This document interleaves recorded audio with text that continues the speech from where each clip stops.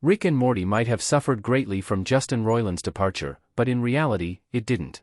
Roiland co-created the show with Dan Harmon and served as its director, executive producer, writer, voice actor, including Rick and Morty, and voice actor. He played a crucial role in its early success, but after Roiland was accused of multiple sexual assaults, Adult Swim severed their relationship with him in 2023. Although Roiland's name appeared in the season's credits, Season 7 was the first in Rick and Morty's history that Roiland was not a part of.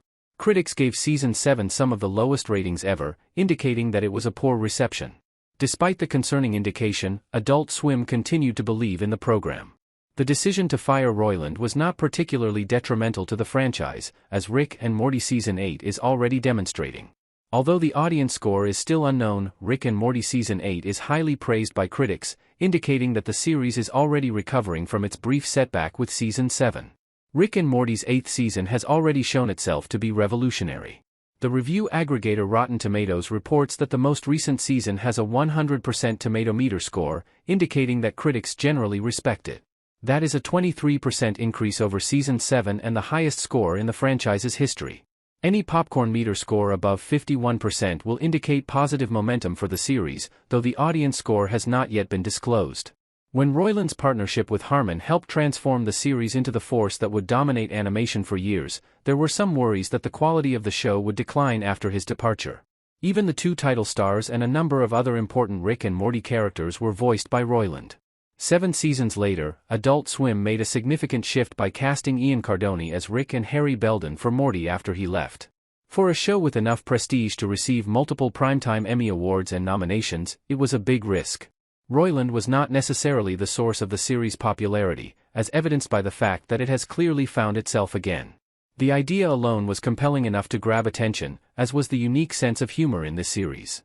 Harmon and the rest of the cast and crew can succeed without Roiland's help, even though he has undoubtedly seen success.